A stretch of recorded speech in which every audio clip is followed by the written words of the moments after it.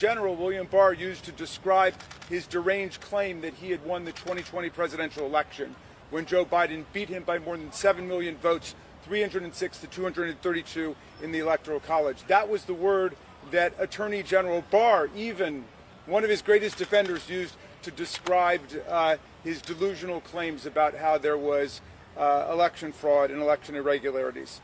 No other president in American history has stood at the Department of Justice to proclaim an agenda of criminal prosecution and retaliation against his political foes.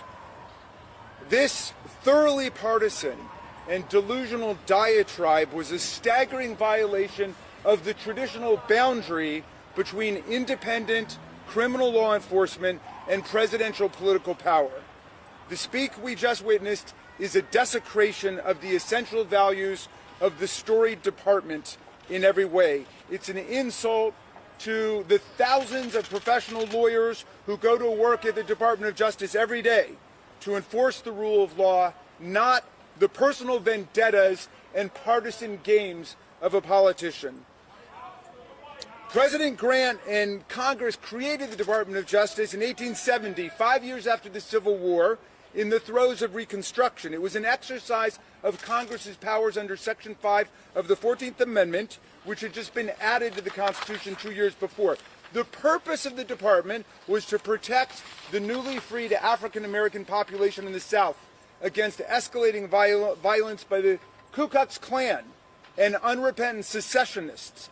Congress wanted to protect the voting rights of the emancipated population against racial disenfranchisement schemes. Now, the Department of Justice, which first set out to defend the rule of law against white supremacy and vigilante violence, has become a department of injustice, cruelty, favoritism, and unfairness. One of Trump's first acts was to try to nullify the very first sentence of the 14th Amendment, which establishes that all persons born or naturalized in the United States and subject to the jurisdiction thereof is a citizen of the United States. And they tried to destroy that, leading to at least 4 federal courts invalidating this executive order: an Obama judge, a Biden judge, a Reagan judge, and even a Trump judge. And the Reagan judge said it was the easiest case he ever had to decide. You don't have to be a lawyer to know what's wrong with that executive order or any of the other ones. You just have to know how to read.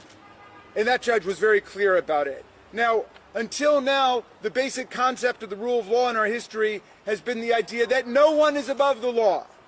There was, to be sure, law under King George, but it was a law that the monarch and the lords imposed on the rabble, the peasants and the poor, but it never applied to them. Never applied to themselves. In the 18th century, the American Revolution overthrew the kings, the lords, and the feudal barons to establish a nation where we would have a nation where all would be equal under the law. As Tom Paine put it, in the monarchies, the king is law, but in the democracies, the law is king. But amazingly, we now have a president in the 21st century who believes he's a king. And he believes that the king is the law once again. The first 7 weeks of this radical experiment in neo-monarchism has been a disaster for the rule of law and for the Constitution and for the First Amendment. There have been 120 federal cases filed against Donald Trump all over the country, and he has lost already in more than 40 courtrooms across the land where temporary restraining orders and preliminary injunctions have been issued against his lawless attack on the Constitution. This Department of Justice started out by empowering law enforcement. The original Department of Justice started out by empowering law enforcement against insurrectionists and extremists. This DOJ has started out by empowering insurrectionists and extremists against law enforcement.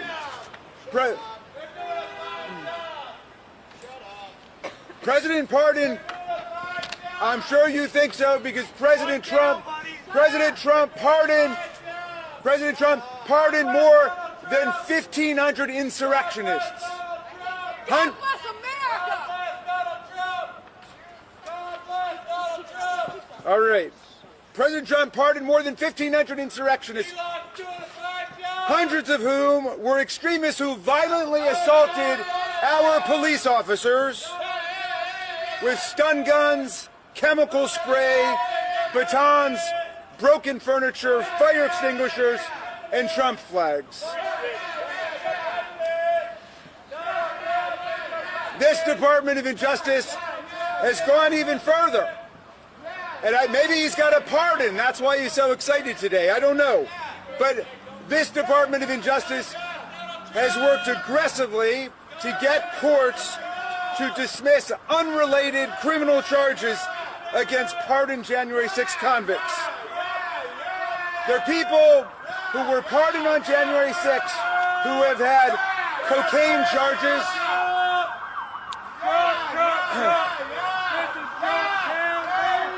well, they're January 6 felons who've had cocaine charges, drug charges, gun charges, sawed-off shotgun charges, hand grenade charges against them dismissed by this Department of Justice. And that was never covered by the original pardon. At Trump's Department of Justice, law and order means Trump will twist the law for you if you take orders from him. And that's, of course, what they did with Mayor Adams. And maybe I'll take a break here and I'll have something to say at the end about the Adams prosecution and the other people who've been let go as they've barreled through a pro-corruption agenda at the Department of Justice. But let me say this. Donald Trump has sacked more than a dozen of D.C.'s best career criminal prosecutors because they worked to successfully convict January 6 insurrectionists, many of them members of extremist groups and violent street gangs. This makes no sense. They're firing the best criminal prosecutors in Washington because they did their jobs against people like him. Congratulations, buddy. That's how the Nazis got started. You go have your own rally, all right?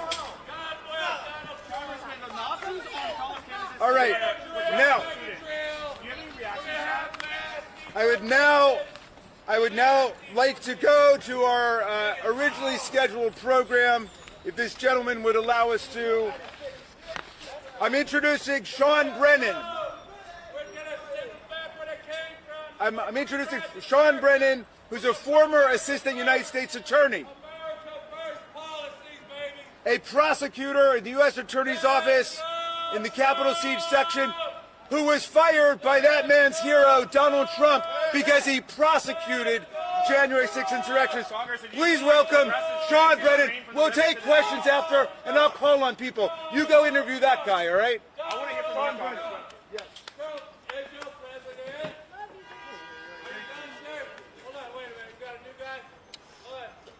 On January 31st, 2025, at about 5 p.m., I received a text message that hit me like a gut punch.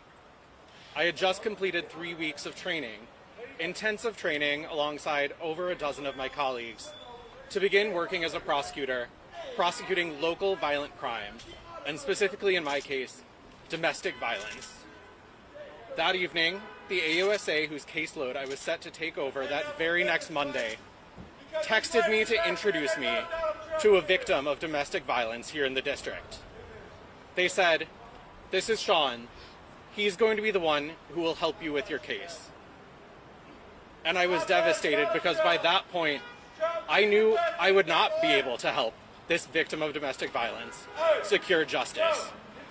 Because that night, I had already received this letter. This letter said that my hiring as an AUSA hindered interim U.S. Attorney Ed Martin's ability to implement President Trump's agenda. Setting aside the fact that it is squarely not the role of the Department of Justice to implement any president's agenda, it's hard to imagine what agenda would be hindered by prosecuting violent offenders of domestic violence here in the district. Of course, I didn't have to think very hard to figure out why I was really fired. because it said so right here in this exact letter. Echoing language from the president's executive order pardoning the defendants from the January 6 cases, I was told that I was fired for perpetrating a grave national injustice by seeking accountability for those who, through political violence, sought to interrupt our peaceful transfer of power. Now, it goes without saying that anyone who has watched any video from January 6th, anyone who has listened to any of the testimony of the heroic officers who fought to protect the Capitol that day, knows that no grave national injustice was perpetrated by trying to hold those people accountable. Still, with the almost immediate focus on retribution and firings, it became clear that President Trump's language from that executive order, seeking a process of national reconciliation, was nothing but empty rhetoric. However, I still had faith because, as a prosecutor, it is a guiding principle for me that no one is defined, even criminal defendants, by their worst day. I had hope that many of the defendants in my cases who I had seen articulate what appeared to be genuine expressions of remorse, I had hoped that they would take this new opportunity to start afresh. However, that's unfortunately not what we've seen. In the weeks since the pardons were enacted, I have heard of defendants in my cases who seemed genuinely willing to take accountability for their actions at sentencing, suddenly turn around and send harassing emails to FBI agents who investigated their cases, to seek out prosecutors on social media to taunt them. They have been emboldened. They have been told by their commander-in-chief that not only what they did was right, but they are the victims. Let that sink in. They are being told that they are the victims, not the officers who told me on many occasions they did not know if they would be able to return home to their families that night on January 6th. Now, I became a lawyer because I believe in the rule of law. But when we have people at the highest levels of government, both in the presidency and in the Department of Justice, telling violent rioters that political violence is okay as long as it's in support of the right person, that is incompatible with the rule of law and incompatible with the very virtues that the Justice Department is supposed to espouse. As Attorney General Bondi has said, the Department of Justice is the one department named after a virtue, the virtue of justice. As a prosecutor, my goal was never to win a case. My goal was to act in pursuit of justice and to stand in court representing the United States, not any individual president. It's a dark day for our country when it appears we have leaders in the Department of Justice who refer to themselves as the president's personal lawyers instead of what they really are, lawyers who swear an oath to the Constitution to defend all Americans. Thank you. Thank you very much. Thank you, Sean Brennan.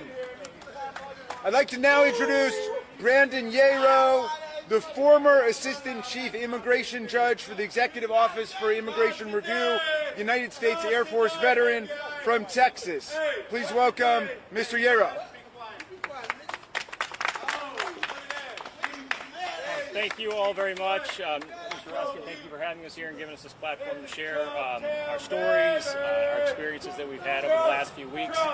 I stand here just as a citizen and a staunch supporter of the Republic that this gentleman has been shouting about for the last few minutes. I have served as a public servant for over 20 years in various roles in various agencies, and I think it is very convenient and poetic that I'm giving this statement here about 3 blocks from where my dedication to public service started. I was on a fall semester of my 3rd year in law school, and I was working at the Department of Justice in the Environmental Crime Section, and that fall happened to be the fall of 2001.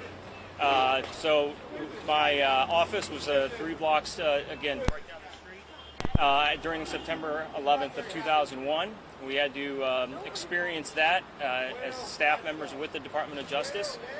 We, after the attacks on the towers in the Pentagon, we were evacuated from our office. The metro wasn't working, cabs weren't available, and me and my supervisor had to walk from our office to the 14th Street Bridge to try to get back to Alexandria, where we both lived.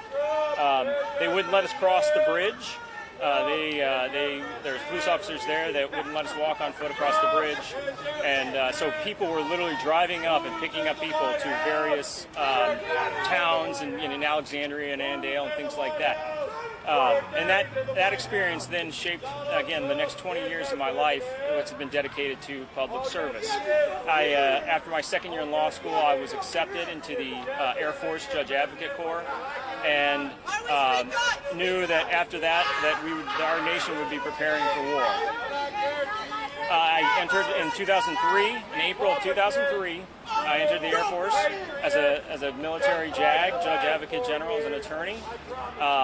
And my career in public service ended exactly 4 weeks ago today. With not only me, but 6 of my colleagues who were doing the same job that I was doing. But I was in the Air Force for 6.5 years. I held positions as a prosecutor, defense counsel, and senior trial counsel. After that, I joined the Department of Homeland Security and represented the government in removal hearings before the immigration courts. While I was with the Department of Homeland Security for those 6 years, I served 2 terms as a special assistant United States attorney in Las Vegas and in Dallas, Texas. While in Dallas, Texas, I worked on a very involved H-1B visa fraud. And I did various other immigration-related prosecutions in both of those 2 positions. I then had the opportunity to join the U.S. Attorney's Office back in the District of Nevada. I spent about 4 years in that role. I prosecuted a variety of violent federally charged felonies, and to include fentanyl death cases, as well as gun cases, organized crime, white-collar crime, immigration-related offenses. I then joined the Federal Public Defender's Office for the District of Nevada and spent 2 years defending people that were charged with federal offenses. Then, based on this experience, I believe I was hired by the Department of Justice, the Executive Office of Immigration Review, to become an Assistant Chief Immigration Judge. And this position is a supervisory judge position. I not only had a docket where I heard cases before the immigration court, but I supervised a staff, I supervised the immigration judges, the attorney advisors that worked with us, and the rest of the staff at these courts. I initially was with the Buffalo Immigration Court, but within a month I was assigned to the Batavia Immigration Court, and then I assumed ACIJ supervisory responsibilities over the Detroit, Ulster, and Hartford immigration courts. Again, this was 3.5 years ago when I started that position, and in a very short time I had supervisory authority over 5 immigration courts. Most recently last year, I was asked to come down to the Houston, then Smith Street, now Houston Jefferson Street Immigration Court, and supervise the expansion and the move of half the court back into a new facility. We did that expertly with the staff that we had there and the folks that I worked with. And again, had a docket there and still supervised 4 other courts at that time. Again, that all ended 4 weeks ago when on Friday afternoon I received an email from the acting director of EOIR that indicated that I had been terminated. No cause was given, no notice, no justification for the termination other than it was my continued employment was not in the best interests of the agency. Not only me, but there were 6 of my colleagues who had very similar roles as ACIJs throughout the courts that were also terminated with no notice, no justification, and no validation on that day. We are all professionals that adhere to the rule of law. We followed the policies that were put in place by our superior officers and superior supervisors, and our positions were that we are there to support all of the staff and to ensure that the immigration cases that came before our courts were heard expeditiously, fairly, and due process was protected for those people that came before the courts. Can you guys hear this white liberal the only reason that that I'm here is to just demonstrate that when people are removed unfairly, unlawfully, there is an impact. It's an impact on me, it's an impact on my wife, it's an impact on my family, and it's an impact on the community at large. And this is even more shocking to me, again, as a 20-year public servant, that I was a disabled veteran. And the protections for disabled veterans were also not followed in my case. I never imagined in a minute that I'd be up here talking about my termination removal unexpectedly from federal service after dedicating 20 years and more, myself as a disabled veteran to then be terminated. So I just wanted to say on behalf of me and my 6 colleagues that we're supporting each other, and the treatment that we received it was it was unjustified and was unwarranted. And again, they do the same things that I was doing. They dedicated themselves to their jobs every day. None of us had any disciplinary issues or performance issues whatsoever. So again, I thank Mr. Raskin for allowing us allowing me to share my story about my colleagues' wrongful termination. So thank you. Thank you very much. That was excellent. Thank you for that excellent speech.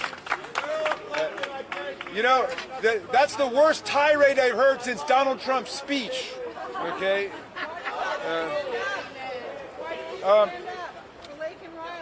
I'm liking.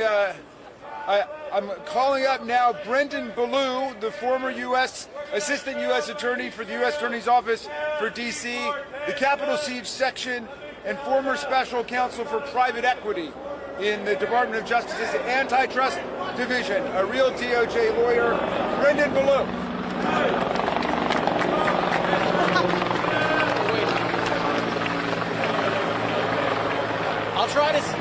I speak kind of quietly, but I'll try to speak up for all of you. My name is Brendan Ballou. I, like Sean, was a former prosecutor in the Capitol Siege Section, prosecuting January 6 rioters. As all of you know, January 6th was an attack on our democracy, but it was also an attack on specific officers, the officers that were trying to defend the Capitol and the people in it that day. Now, 140 officers. 140 officers were assaulted that day. And in working to prosecute those cases, I talked to officers that had been assaulted, that had been attacked with flagpoles, wrenches, pipes, dragged into the crowd, and threatened to be killed. These rioters did all of these things, but they did more than that. Many of these rioters were violent before the attack on the Capitol. For instance, one rioter stabbed a 19-year-old to death in a public park. Another rioter, when he was in the military, shot an unarmed, handcuffed civilian in the head. These are 2 of the rioters that were pardoned by Donald Trump on January 20th. They are free now, and almost all of them can buy guns. Now, I think what's important to understand is that because of these mass pardons, America is facing a future of vigilante and militia violence in a way that it hasn't for generations. This is something that happens in illiberal countries like Iran, Argentina, Colombia, and so forth at various times in their history, but it's something that we haven't had to deal with since the Ku Klux Klan. But that time is coming to an end, and that violence, unfortunately, is in our future.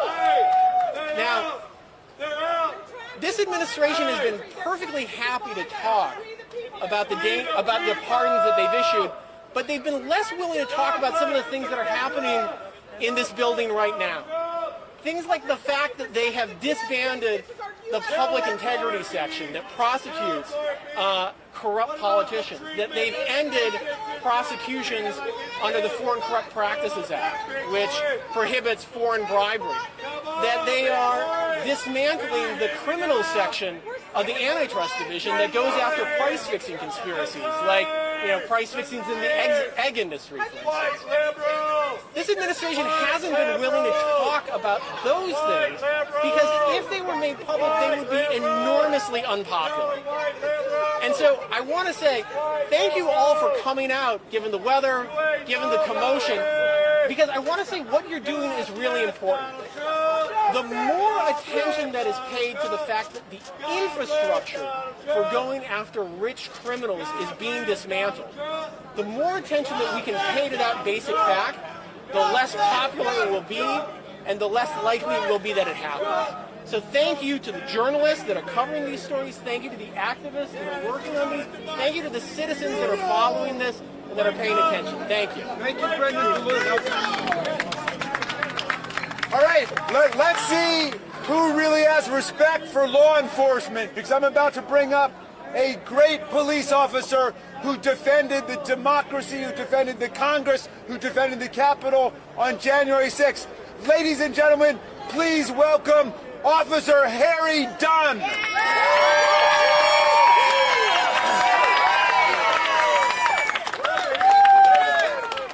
Wow, that's crazy, right? However, this is exactly the type of person that was at the Capitol on January 6th. That individual doing all the screaming. Donald Trump would call him a useful idiot. That guy's a useful idiot. And that's why Donald Trump pardoned all the people on January 6th. That's why he pardoned them, to have them on standby. That guy, yeah, he's a useful idiot. He's saying God bless Donald Trump. When is the last time he's been to church? Is this how God acts? Is this how God acts? Is God okay with what happened on January 6th? He's doing all that talking. Listen, it's a slap in the face, an insult. And listen, it's been 4 years. And I wish that I didn't have to be out here talking about January 6th still. Why? Because Donald Trump has not let it go. Not only did he not let it go, he put on retainer a mob to do it again. What happened on January 6th, he pardoned everybody and let them know that it's okay. Now listen, I don't know what accountability looks like. I don't know what this fight is going to continue to look like, but we have to keep on showing up. We have to keep standing up. I'm so grateful to be standing with these fine gentlemen right here who refused, even after they were fired, wrongfully in many cases. Some resigned. You can't quit. You can't quit. That's my message right now. I don't know if it's going to be okay, but what's going to happen? Well, how do we? Sorry, I'm getting all flustered with this guy because I just want to get all. I just want to go like. What we have to do is make sure we keep showing up. We only win by fighting and keep. He wants us to stop right now, and if we go away right now, he wins. Absolutely not. He's a useful idiot, and that's why Donald Trump loves people like him. So thank you.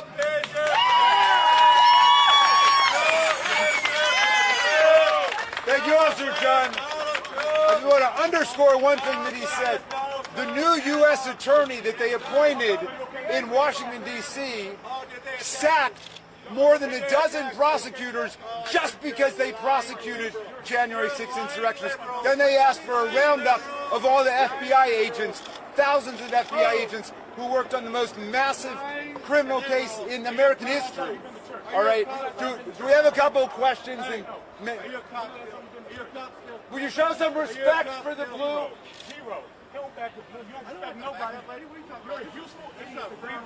Are there any questions? Or maybe we should just do it randomly and people can... Hey, you can approach people individually because it's impossible to hear up here. Thank you all for coming, and I want to thank all of our great speakers. Please give them a round of applause for all of their great work.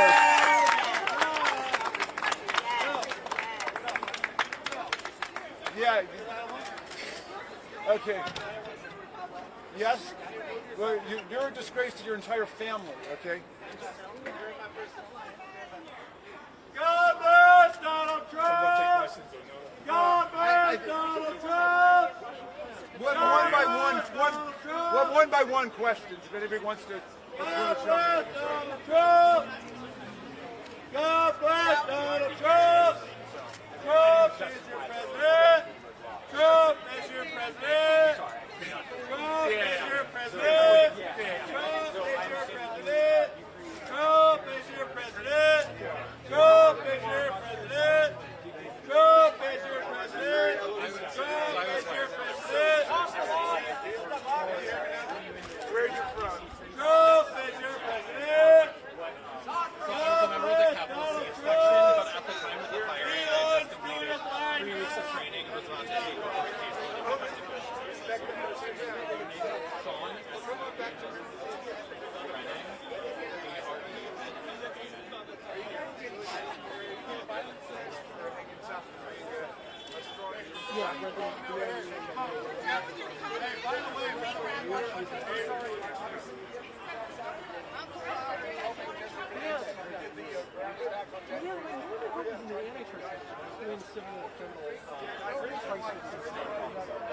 Illegal aliens!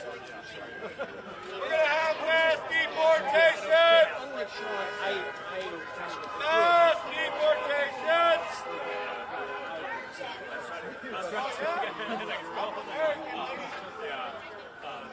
I was born in this country.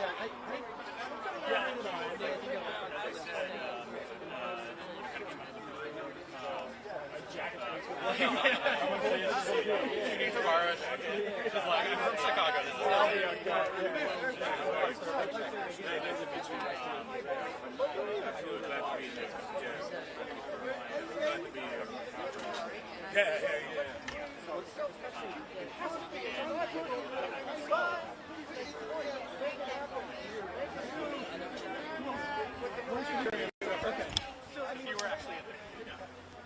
Dude in the tan hat with a patch on it is a federal agent.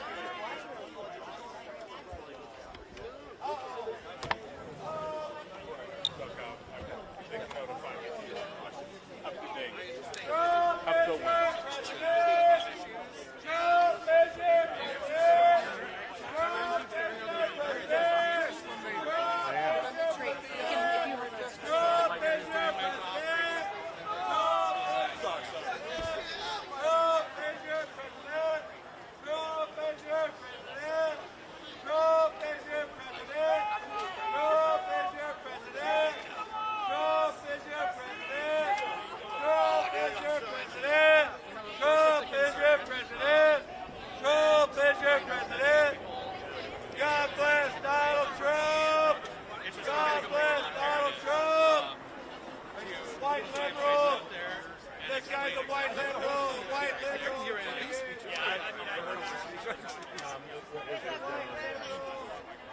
Well, I mean, it was a rambling partisan diatribe and a disgrace to the Department of Justice that took place. I mean, nobody's ever given, no president has ever given a speech at the Department of Justice like that, where he railed against his political foes and summoned up an agenda for totally political partisan prosecution.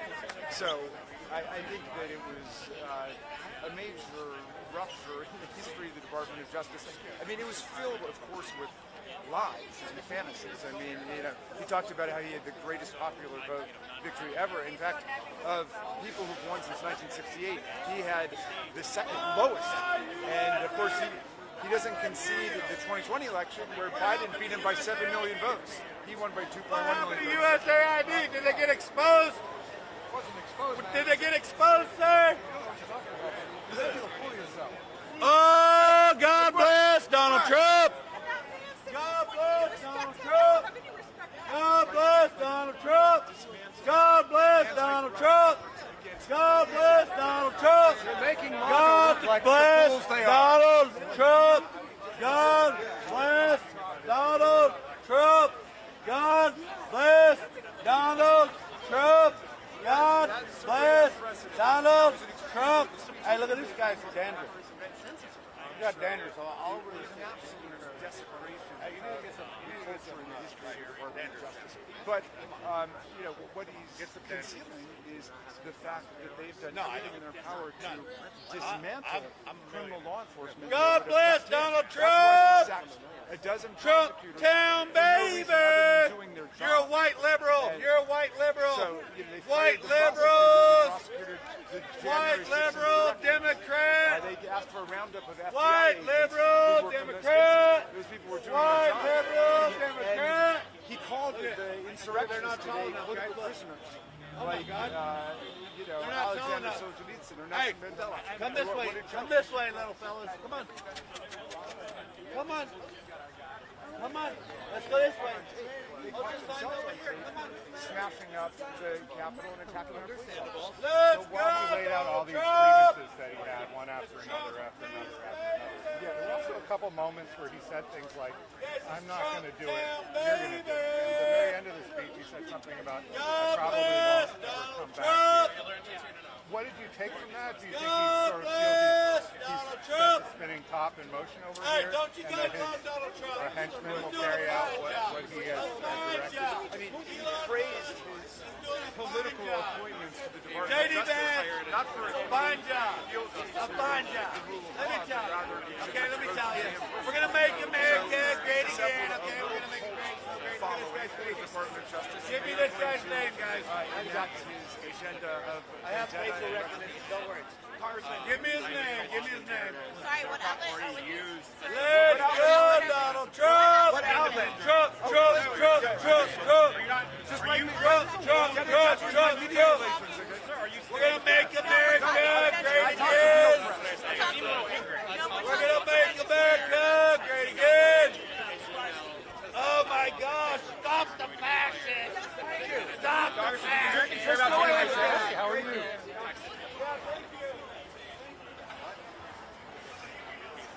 You guys are welcome. You guys are welcome.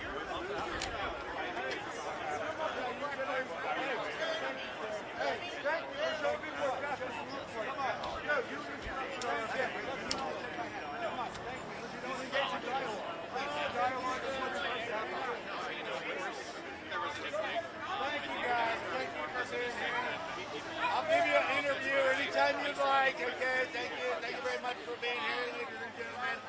Let me tell you, what we have here is we got a bunch of white liberals, and that's what it is.